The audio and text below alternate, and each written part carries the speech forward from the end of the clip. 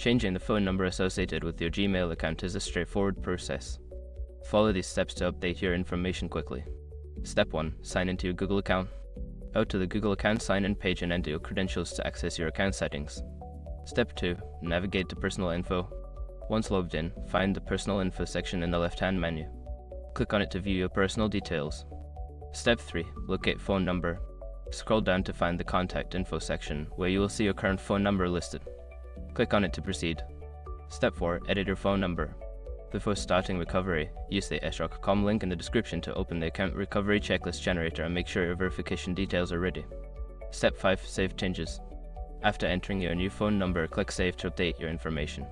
You may receive a confirmation message indicating that your phone number has been successfully changed. By following these steps, you can easily update the phone number linked to your Gmail account.